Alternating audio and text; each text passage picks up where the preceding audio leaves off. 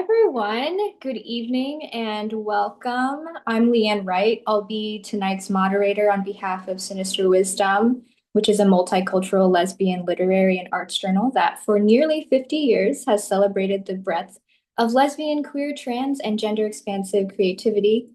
As a Sinister Wisdom board member and the curator of the Snapshot series, I am so excited to gather with you tonight for an evening devoted to queer food and the many ways nourishment becomes history, culture, community, and acts of love. So tonight we are celebrating the phenomenal new book, Queers at the Table, an illustrated guide to queer food with recipes by Dr. Alex D. Ketchum and Dr. Megan J. Elias, a feast of queer delights and an archive of flavors, stories, and radical care. This book is not only a culinary guide, but also a map of queer life, how we gather, how we transform ingredients into memory, how we build belonging through taste, tradition, and creativity. So tonight we're thrilled to have with us the editors and several contributors who make this project shine. Throughout the evening, they'll share insights into their work, their creative process, and their own delicious stories of queer food. As we begin, I want to acknowledge that we gather tonight from many homelands. Here in southeastern Michigan, I stand on the ancestral and unceded lands of the Anishinaabe people of the Three Fires Confederacy, the Ojibwe, Ottawa and Potawatomi, and the Wyandot peoples. We honor their sovereignty and the ongoing struggles of Indigenous women and peoples across the colonized Turtle Island and beyond. If you wish, I invite each of you to share in the chat the land you're joining us from. Naming the places we hold that hold us deepens our responsibility to those lands and reminds us that queer gathering, like queer food, is rooted in place, history, and relationships, especially to the land. If you're joining us for the first time, welcome. Sinister Wisdom has been publishing since 1976, and we are a collective effort, a labor of love, resistance, and intergenerational connection. Subscriptions and sustaining support allow us to continue our work archiving, distributing, and uplifting the breadth of lesbian and queer community. So if you would like to subscribe, I would encourage you to do so by going to our website at sinisterwisdom.org/subscribe. And a group of monthly sustainers is vital to Sinister Wisdom. So if you can give monthly, we do so appreciate our sustainers, and you can do that at sinisterwisdom.org/sustainers. And we send out emails every month when your gift comes in with behind the scenes details about new information and what we have coming for the journal. So we're also joined tonight by our friends at Karis Books, which is the South's oldest independent feminist bookstore and based in Decatur, Georgia. So if anybody from Karis is here and wants to speak, we'd love to hear about the bookstore. But if not, I think we also have the website for Karis Books and more in the chat. Okay, so before we begin, I do want to remind everybody of their housekeeping notes. So first, we are recording the event. Only the speakers are recorded, but you are welcome to keep your videos off or on as you would like. And the video recording of the event will also be available starting tomorrow or Thursday on our website and on our Google or our YouTube. So also, if you can, please keep your microphone muted unless you're invited to speak. If we detect noise from you, we will mute you. And as the program proceeds, you are invited to engage in the chat. If you want to show appreciation for the readers, you can wave your hands at the end of each reading or use the reaction emojis on Zoom. And if you have any technical difficulties or need assistance, you can chat with Max or Julie, who are both on tap tonight for technical assistance. So we're going to start by inviting the editors to speak a little bit about the collection and read from the introduction. So tonight's event, Celebrating Queers at the Table, honors the ways queer food practices and nourishes culture, challenges power and gender roles, and makes community possible. From kitchen tables to restaurants to radical food movements, queer people have always cultivated ways of feeding one another materially, spiritually, and politically. We'll begin with a conversation among the editors, followed by reflections from the contributors and artists whose work extends the tradition of queer culinary storytelling. And unfortunately, one of the contributors, Bonnie J. Morris, was unable to join us tonight as she and her girlfriend are enjoying a romantic trip to Paris. We send them love and good adventures. And with that, I'm thrilled to welcome the editors for an open conversation on why Queers at the Table is so important and where it all began. So, hi, Dr. Alex D. Ketchum. So, here's the bio for Dr. Ketchum.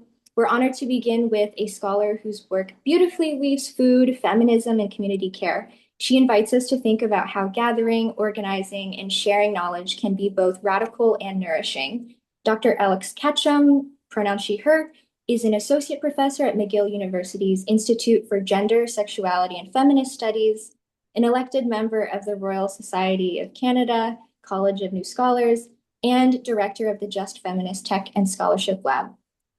She is the author of multiple books on feminist restaurants, public scholarship, and LGBTQ plus histories, and co-editor of Queers at the Table. Her work bridges food, activism, technology, and community. And then we also have the other editor, Dr. Megan J. Elias. She is a historian who brings a vital perspective on American foodways, gender, and the stories and memories we tell through what we eat. Dr. Megan J. Elias is Director of Food Studies Programs at Boston University and historian of American foodways. She's the author of 5 books, including Food on the Page, Cookbooks, and American Culture. She teaches food history, gender in food, and food memoirs, and her current work explores hospitality industries and gendered perspectives on food. Both of you, thank you so much for joining us tonight.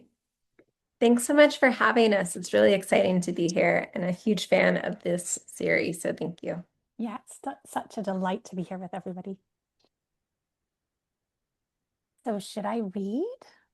Okay, we haven't done this before. We've had conversations, but we haven't dived back into the book, so it's really a lovely invitation. Thank you. I will start and Alex will pick up. This is from the introduction to the book. What is queer food? Everyone wants to know. Queer food fosters connections, defies norms, honors legacies, and is by and for community. This book explores how food can be queer through its production, through roles in fostering community, and symbolically. The contributing writers and artists engage with themes that are important to queer life, but are interesting to everyone, from our health to our history to agriculture and celebrations. They represent our lives in public and private, our access to food, our experience of digital media, our communities and kitchens. The roots of this project are in the Queer Food Conference, which took place virtually and in person at Boston University on April 27th to 28th, 2024, and was organized by us, me and Alex, the editors of Queers at the Table. The Queer Food Conference produced diverse and enthusiastic conversations about what happens when we consider food and queerness together. As far as we know, ours was the first conference on this subject, but we view our work as part of a longer legacy of people thinking about food, drink, and queer identity. Whether it was the first or not, our hope is that the 2024 Queer Food Conference will be one of many, and indeed we're hosting one in May in 2026 this year in Montreal. In our work and teaching, both of us have explored the complex relationships between food, gender, and sexuality. In her book, Ingredients for Revolution, Alex revealed the importance of lesbian and queer women-run feminist restaurants, cafes, and coffee houses in creating and maintaining spaces where gender norms could be challenged and where female authority was legitimized. In research for their history of American cookbooks, Food on the Page, Megan encountered misogyny in cookbooks that discounted women's labor and intellect to spin a tale of heterosexual male artistry, which was often deployed to seduce women. At our respective universities, we both teach classes that encourage students to ask questions about how the interactions between food, gender, and sexuality can challenge existing stereotypes. Food, sex, gender, and queerness are always on our minds. And Alex will take over now. Okay, thanks, Megan. Binaries often seem to spring up whenever people talk about food or entering cooking spaces. Botany offers us male and female parts of flowers, failing to account for the third party, the pollinator. People reminisce about their grandmother's home cooking, but pay high prices for the work of male chefs in restaurants. Men own most of the farmland, women still do most of our home cooking, and statistics are rarely collected on non-binary, agender, and gender non-conforming people's cooking. Thanks to food TV and digital media, viewers now expect the professional kitchen to be a place of aggression, machismo, homophobia, and sexism.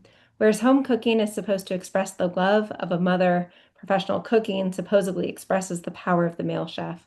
But assumptions can be quite different from realities, and this is why taking a queer perspective on food is so necessary. Queer chefs attempt to create workspaces that are fully inclusive and supportive. A non-binary person won't simply accept social pressure to either learn or overlook knowledge of food production or preparation. Lesbians may have different ideas about what they can be seen eating on a first date than heterosexual women do. Both individuals in a gay male couple have likely been socialized to think they are not responsible for family nourishment. A polyamorous group may sort their household roles differently than a cisgender straight family does. What if we drop all the assumptions about who knows what to do with food, or even what food is? The goal of the Queer Food Conference and now Queers at the Table is to gather a bunch of people who are enthusiastic about questioning norms and who have experience defying them to share their insights. We hope to get a picture of a world without the restrictive norms happening now that may expand in the future. And for this book, we partnered with Prism Comics, the LGBTQ comics organization, to help us partner with community organizations, and part of the proceeds of the book goes to that. And this book is organized around 4 themes that are important in both queer communities and the study of food. So it's broken into forerunners in history, community, health and care, and ecology, seeds, and farming. There's overlap between these themes as queer food is capacious. And in each of these sections, there's comics, essays, and then there's recipes that reflect these themes at the end of the book. And so this book was made with 38 different contributors from all over the world, representing the diversity of our queer and trans communities and queer food, everyone from farmers to chefs, journalists, artists, activists, and more. So thank you so much for engaging with our text, and we have some of our amazing contributors here with us today. Li-Anne, I don't know if you wanted me to pass it over to you. Really. So I think maybe this would be a good time to move into the contributors roundtable, and then we can have Q&A at the end. Does that sound okay? Yes. Okay. So as we move into the contributors roundtable, we're going to hear from 3 different contributors and their contributions to this collection. So the voices you're about to hear from bring us poetry, memory, and experiences expanding how we listen and feel into queer food cultures. So our first reading comes from Diana Farin Molina.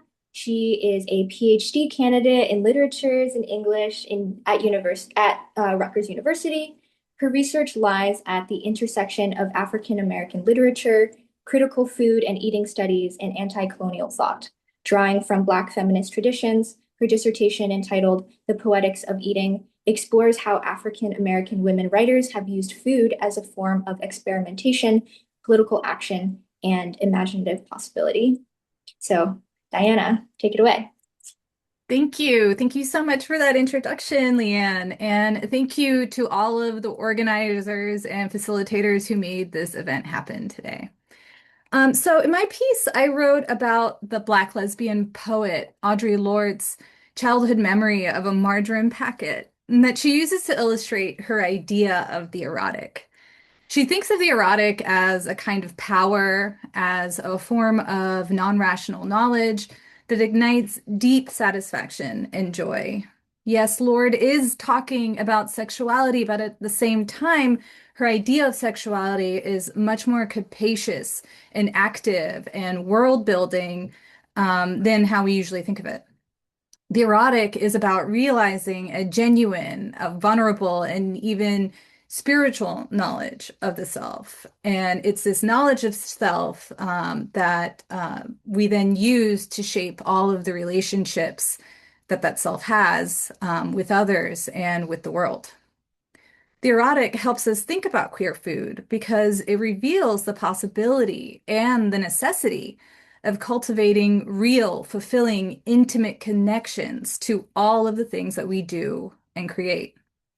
So right now, I'll read a few different passages from my essay to help it kind of all make sense.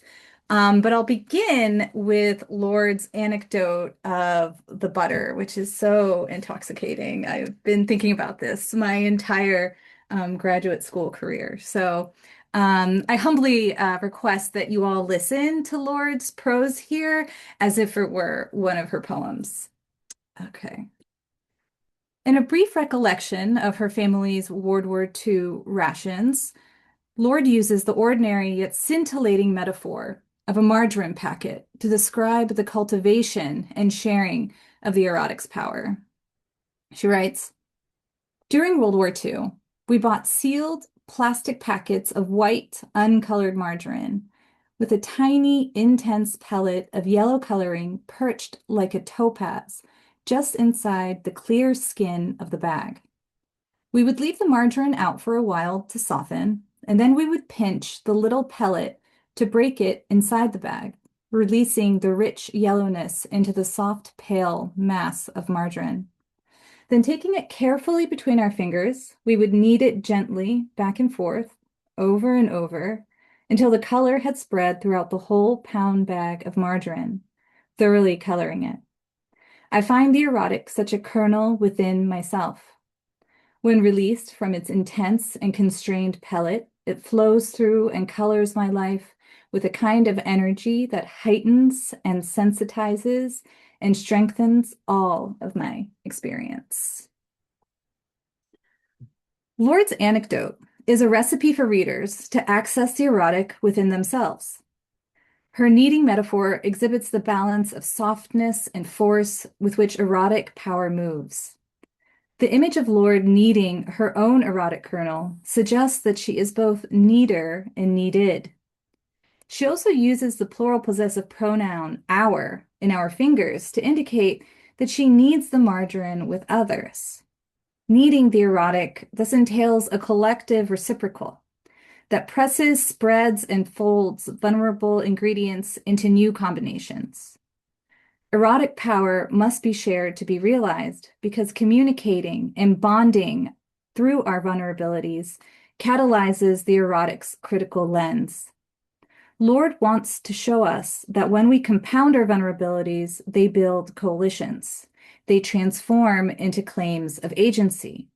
Their meetings spread joy and responsibility. Why does Lord link erotic knowledge to food? Because it allows her to frame her queerness as a transformative force that gains definition through relationships. Food is a set of processes that also gains definition through its relationships. It is never inherently one thing or another. Its identity largely depends on the situation and context of how we encounter it. Queer food is not an object, but the relationships, meanings, and questions that food elicits. This queerness arises when our engagement with food opens us up to the discombobulating possibilities that knowing food precipitates.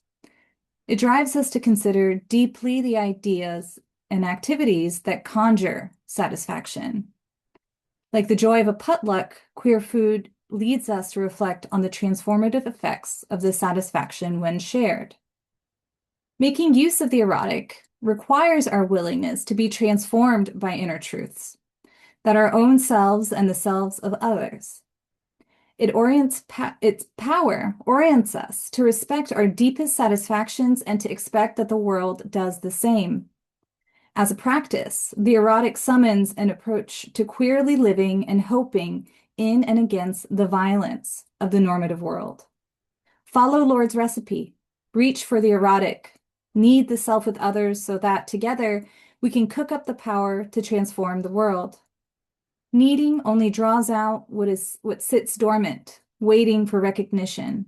The knowledge, not the belief, but the conviction that transformation is possible, that life can be just, that pleasure and joy are attainable, not only but especially for Black queer women, and that the pursuit of this transformation is the only viable option. Thank you. Thank you so much, Diana, for bringing us to Lord and for such a fascinating reading from your essay. Next, we're going to go to Ashley Guillory. From experimentation to visual texture, our next reader, Ashley R. Guillory, pronouns she, they, is a non-binary storyboard artist, illustrator, and cartoonist originally from Seattle. With a BFA in illustration and an MFA in comics, Ashley creates tender, autobiographical, and culturally nuanced visual work exploring mixed race identity, disability, fat acceptance, and ordinary queer life. Their clients include CBS, 20th Century Fox, and Limerence Press. They join us tonight to reflect on the visual and narrative ingredients of queer food cultures. Ashley, thank you so much for being here. Thank you for having me. I've not read a comic without showing the comic, but I will do my best. I was approached to make a comic about health, which I'm sure we all deal with, and I've been dealing with I've been trying to have a baby for 2.5 years. I did successfully have the baby. He's over here. So the proof is in the pudding. I don't actually know if the things I discuss in this comic work, but I have a baby now, so that's what matters. The So the comic begins with my wife and I. We've been working on growing our family. We embarked on this adventure knowing very little to begin with. We talk about how many sperm having men we know, which is almost none, with our very diverse trans inclusive male community, mostly. All the men we know are my brother's friends. Anyway, so we sought out experts, primary care doctors, OBGYN specialists, 2 separate fertility clinics. We ended up going to 3, but a naturopath and a midwife. And the midwife, who was a trans man who wrote a fabulous book about being queer and trying to get pregnant, told me that I had to break up with sugar, which is possibly the most devastating news I've ever had in my life. It's not being very dramatic, because this whole journey was so much. But he told me I needed to eat a lot more protein and nuts than I was eating and really cut down on all of the inflammation in my life. I have, my comic goes on to discuss how having autism spectrum makes food difficult. Textures and flavors and mouthfeel are difficult with a lot of foods. And then I was diagnosed with something called interstitial cystitis, which is an inflammation of a bladder. This is so much fun. And then I was diagnosed with endometriosis, which is I think the second most common cause of infertility in America, at least. I'm not sure internationally. The United States, sorry. So I was given a list of things that I can eat and I cannot eat. And some of the things I love kale and berries and almonds, and some of the things I couldn't eat, citrus fruits, chocolate. My diet is really sad. I had to stop eating all of my favorite gluten-free baked goods. But my wife, bless her heart, is the most patient human being on the planet. I'm so grateful to have her in my life. And she sees a problem and is like, we can fix this, which I'm so grateful for that outsider perspective. She was like, we just look up recipes online. And I was like, no way. So she found so many delicious non-inflammation foods, and it did mean that we kind of ate the same combination of beans and kale. But ultimately, I did feel better. And again, I have a baby, so sorry, he's waking up. Baby reveal. Oh, here he is. Ooh. He's fresh. He's only a month old. So ultimately, I was so grateful to be part of this project. I feel like mine was an immediate queer food in the practical, direct application of trying to grow my queer family. I had a friend visit recently, and they were like, they were very excited about the next queer generation and how this is the first baby of our queer family.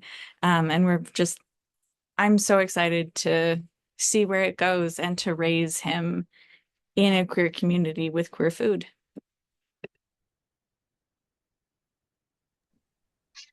Thank you so much for speaking to your experience and such a cute baby.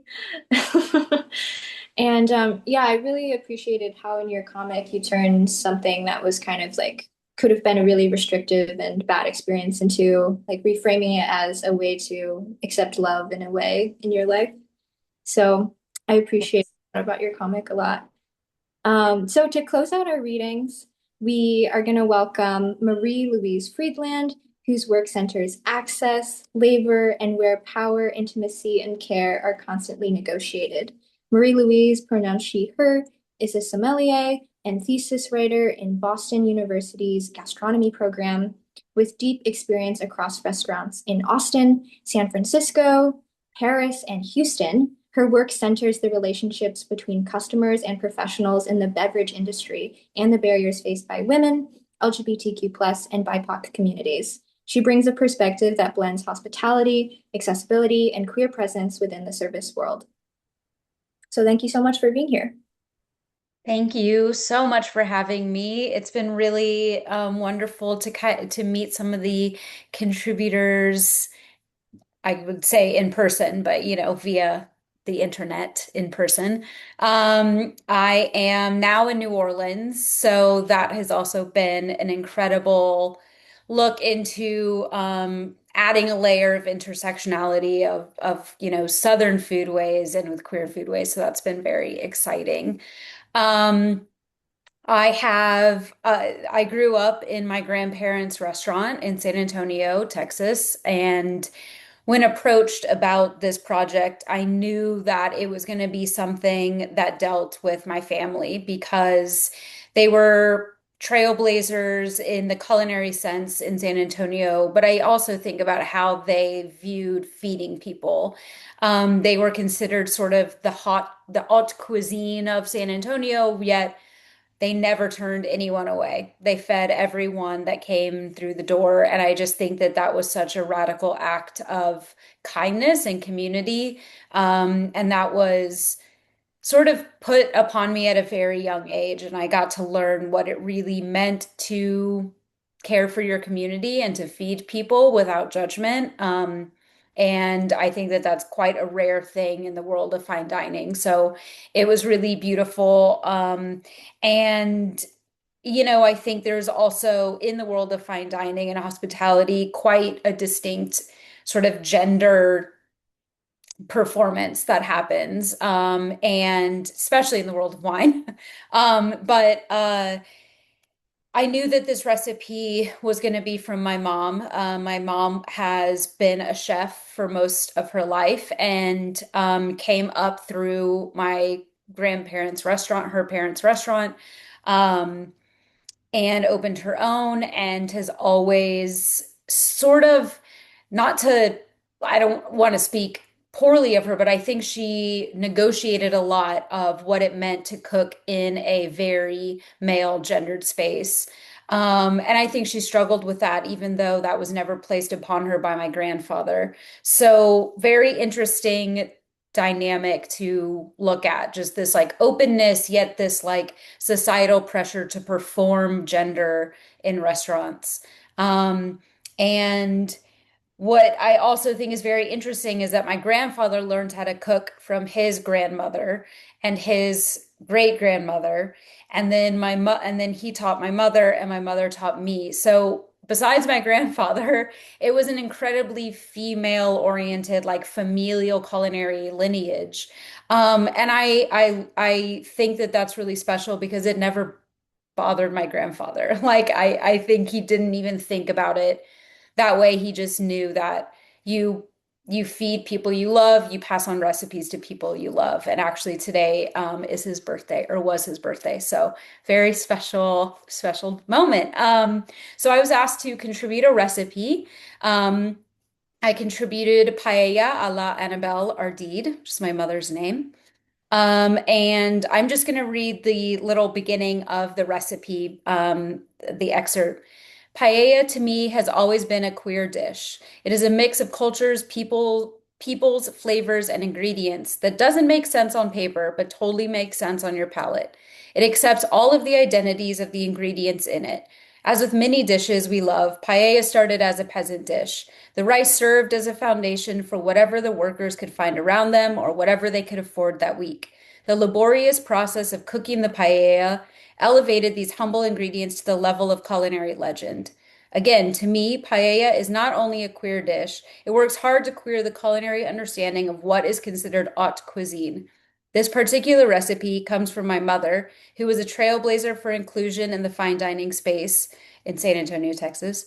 Learning from her father, my mother wanted anyone and everyone to be able to eat well, and that to me is what queering the food space is all about. And this recipe can be changed to include any proteins you want. So you can follow the recipe however you would like. What is important is the rice.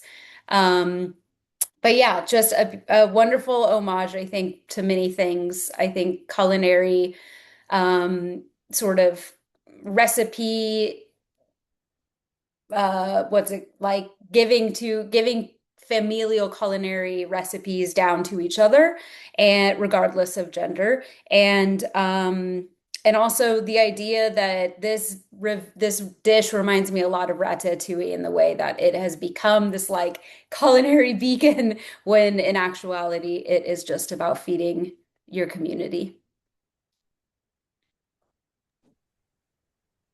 Thank you, Marie Louise. I love the paella as a metaphor and the way that you've made it a metaphor in several different ways in that short introduction to your recipe. So thank you to all of our speakers, contributors, editors for joining us. So now we have time for a Q&A.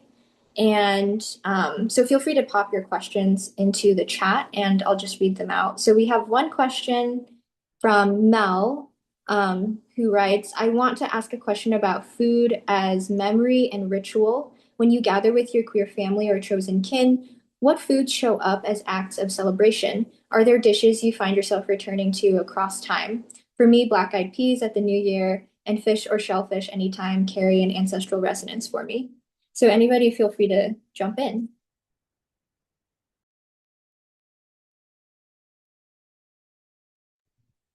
I am an avid crock pot lover.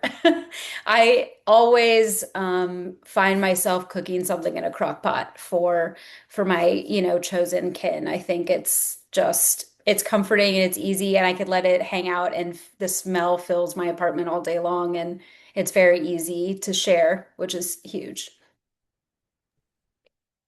I think I'm going to answer like around the question, which is that I think when we're thinking about kind of celebratory queer foods, it's not necessarily a specific food item, but of how queer people have used food to celebrate. So I'm thinking of the long tradition of like queer bars being open on holidays like Christmas or Thanksgiving and making themselves available and open to anyone.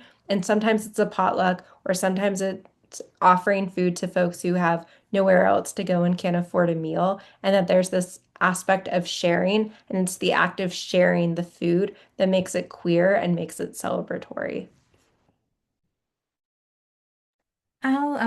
So yeah, I mean, usually when I'm cooking for friends, chosen kin, I go back to kind of the very traditional, elaborate recipes that I grew up, that like my mom taught me, like Iranian dishes that take like 2 days to cook or something.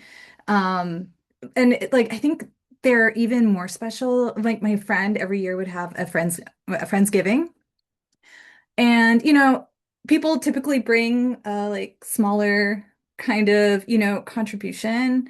But I don't know, I just think it was kind of like super important to bring something a lot more elaborate, something that you would get at something like maybe more than a potluck dish, right? And fresh fruit. There's always fresh fruit. I would like seeded pomegranates. I love pomegranates, so seeded pomegranates. I have a lot of queer friends with dietary restrictions, unsurprisingly, as a person with dietary restrictions. And so a lot of my queer gatherings, I tried to be really thoughtful about I'm a cookie person. I love making cookies. If you ask me to make you a cookie, I will make it for you and I will bring it to you. I had a friend who, for example, had a lot of sensory issues surrounding the smell of warm peanut butter. So I would always try to bring warm peanut butter cookies. Well, I would bring peanut butter cookies cooled off so they did not have to smell the peanut butter. But I feel like a lot of queer food is just bringing that thoughtfulness to whatever space you're going into.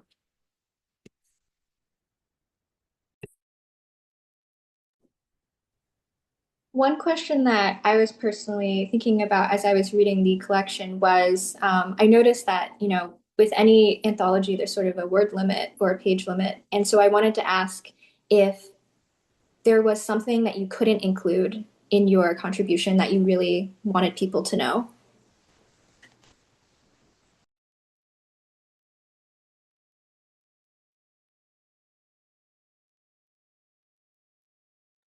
I feel Um, like we need a postscript to say Ashley had her baby.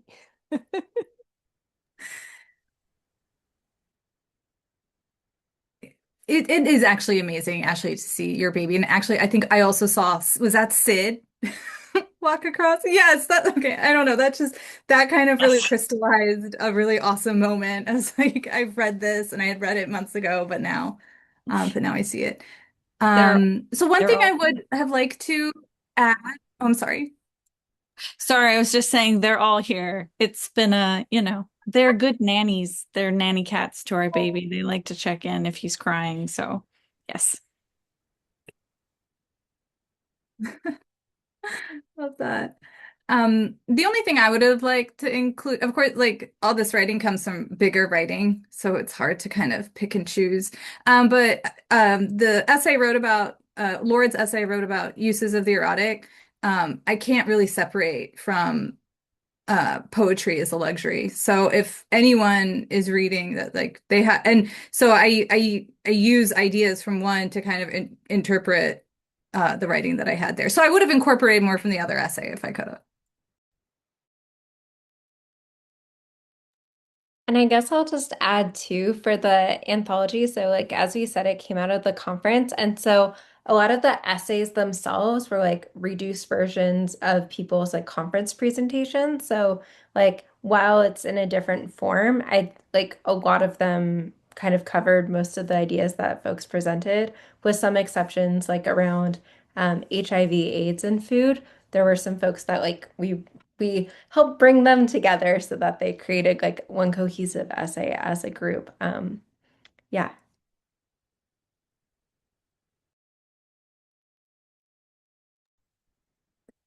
Shauna Pansky has a question. Are there some queer food experiences slash memories that are your favorite that weren't included?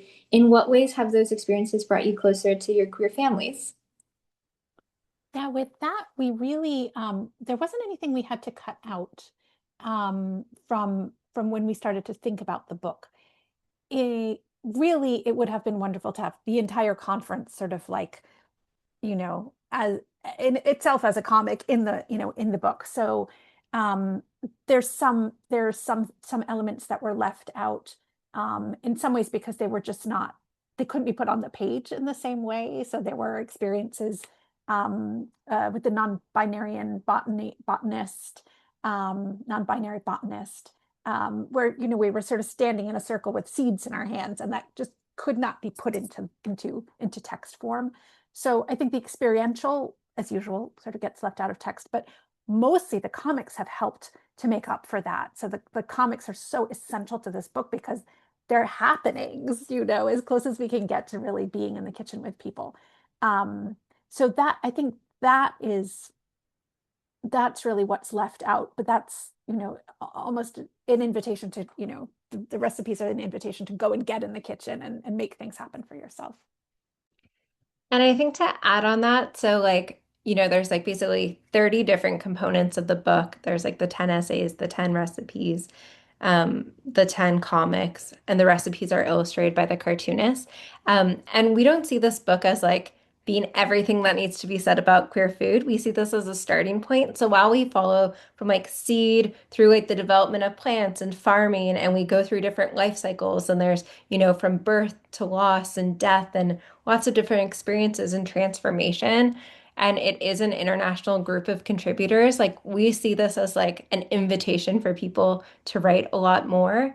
And in the first Queer Food Conference, we invited everyone who participated, whether they're presenting or not, to submit a recipe and a head note talking about what they see as queer food and like how that recipe reflects that. And we're doing that again with the 2026 Queer Food Conference, which people can start to register for starting January 15th.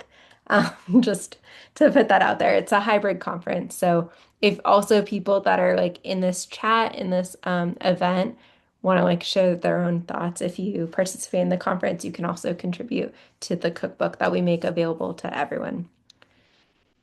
Because there's so many ways to have these stories, and everyone has a lot of unique perspectives. Did you want to elaborate on the conference and like generally what it's about and what you're looking for? Sure. I'll maybe start, and then Megan, if you want to add to that. So our conference, it's not just for academics, it's for people from all different backgrounds thinking about queer food. Like I said, anything from seeds and farming and fermentation and pastry and cooking and eating and producers and people at all different professional levels. We have like students and we have contributors who have written like 17 books. Like we have like quite a variety of different levels and from folks from all over. And so so for the conference itself, for the next one, we already have the schedule will be posted at the end of the week. So we have the presenters already planned out, but folks will be doing everything from thinking about health and performance and art and media and all these different parts of culture. And it does follow some typical conference things of like hour-and-a-half blocks with like different presenters, but there's also hands-on workshops and there's archival visits. And I think one of the things that makes our conference quite unique is that rather than having like official keynote speakers, what we do is we all eat breakfast together, and the breakfast is prepared by people by queer folks who run different food businesses. And then while we're eating their food, all gathered together, they talk to us about how they feel that the food they make reflects ideas of queer food. So that's probably one of my favorite things. And so we'll have that also, but in the Montreal context, with a little bit of bilingualism as well for the conference. Megan, did you want to add it? Oh, No, and sorry, it's that's called great. the Queer Food Conference, and queerfoodconference.com is because I saw that as a question. I'll just put that down. But Megan, if you wanted to Oh add any. no, that I mean everyone, I hope that we will see you online or in Montreal. It's going to be a lot of fun again. And again, we just hope it inspires people to do lots more like this, more books, more conferences, more gatherings, more meals. So we have a question from, I believe, Julie. What do you see as the relationship between queer food and feminist food? I know Alex has done a lot of work on feminist food places. Yeah, do you Maybe want to I'll start let that the up? other folks start, and then I'll also add stuff because I can talk about this for ages. Mhm.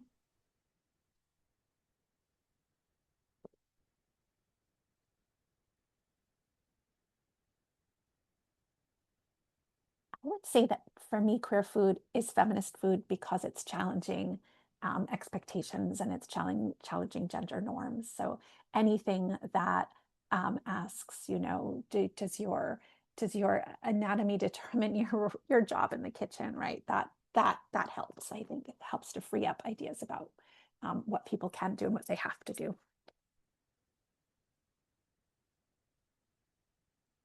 It's a good question. Did anyone else want to chime in?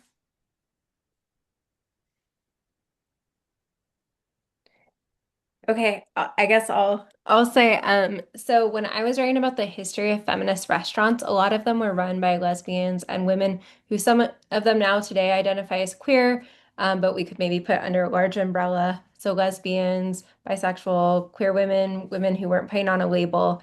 But so there was already kind of overlap in terms of like feminist restaurants, lesbian restaurants, queer restaurants, and really interlinked. I do really appreciate Megan's comment too about like thinking about queer food and challenging these binaries, and also kind of pushing on different ideas around labor and who's doing the work, which is a lot of what the project of feminist restaurants were also doing in this project of feminist food. There's a big emphasis on labor and how that labor is paid for and compensated. I would also say that I think like that distinction is also really important of thinking about the difference between queer food and gay food, which I think sometimes is like a different kind of distinction. And sometimes I think the gay food space, like specifically like white gay male food space, doesn't necessarily have, it can, but when people are identifying that food space in that way, there's often less of a questioning of the gender roles and the idea of labor and compensation and thinking about the farm workers being paid and who in the kitchen's being paid and those kinds of hierarchies and dynamics. So I think queer food, like the way I think we are conceptualizing of queer food is part of a larger feminist project. And if you look at like our contributors of the 38, right? Like in a lot of kind of like the gay food projects, it tends to be like a lot of like white cis gay men, whereas our project is like folks from all over the gender spectrum. There's a lot of like uh, women involved, non-binary folks, femme folks, and it's a lot more diverse in terms of that representation than a lot of the kind of gay male and especially gay male celebrity food spaces.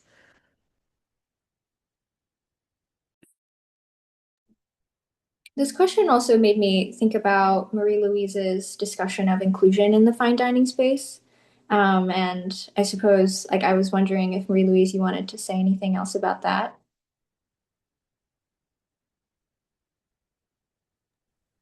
I mean, I think that, you know, what I have seen and experienced a lot of recently is sort of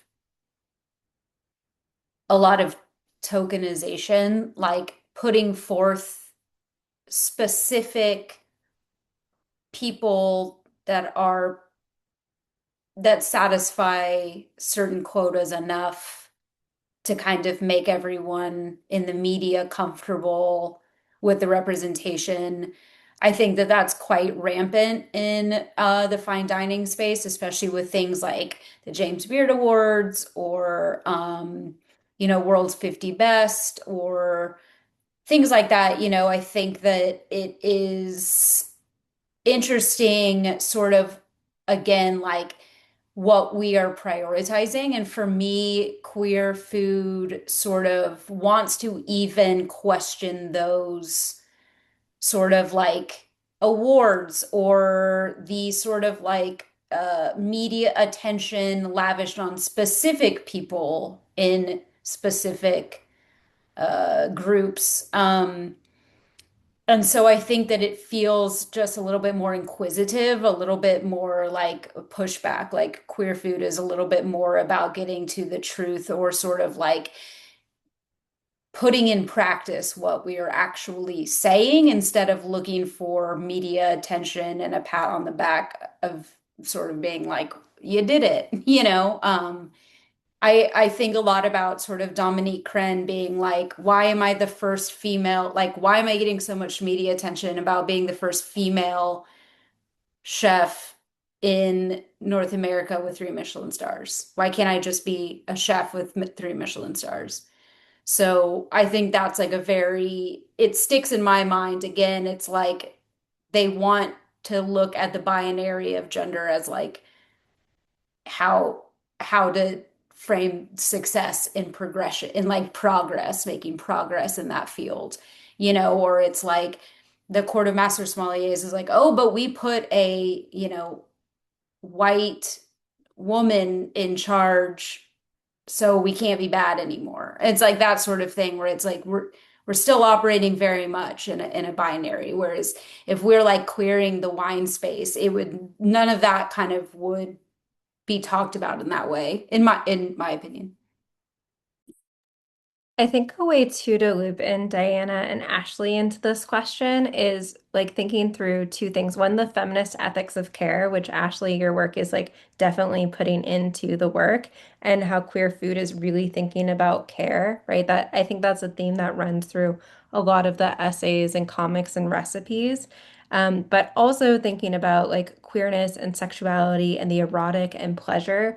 So many of the contributions, including Diana's, are really thinking about like food and pleasure and how it's something to be celebrated. And we also see this in contributions in the book that are thinking about HIV and AIDS when it's like communities who have been told that like seeking pleasure has been the reason that they are suffering. And there's a pushback on that and saying, no, our bodies deserve to continue to feel pleasure. We deserve to be able to eat foods that bring us pleasure and to gather together and have that be pleasurable as well. So I don't know if I wasn't trying to put Ashley or Diana on the spot, but I do think also your work is speaking to these kinds of feminist ethics of care and queer ethics of care and how that goes under queer food. And the communal, right? The communal in opposition to the star, right? Community versus the fame of the one. Yeah, I mean, I don't really have much to add, but I mean, that's kind of why I think the erotic is so essential to queer food because it's about the authenticity of a relationship. It's about like something feeling right to you, which is, something that Lord writes in that, and using that kind of ineffable rightness to guide your actions, so what you're actually doing in the world. So seeking pleasure is joyous, it's celebratory, but it can actually also do things. It can transform the world. Yeah.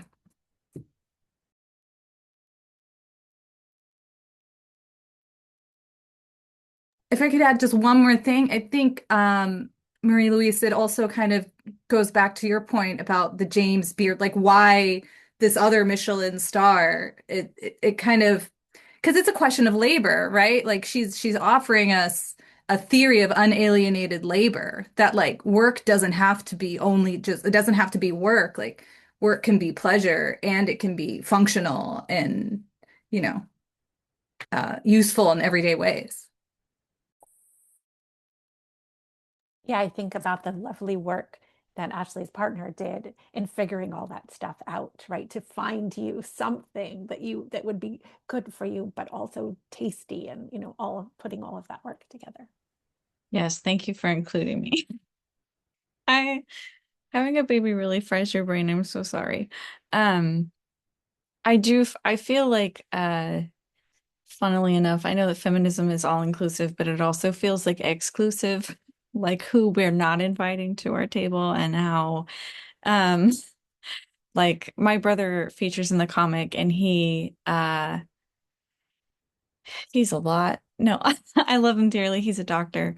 But he was living with us during his residency.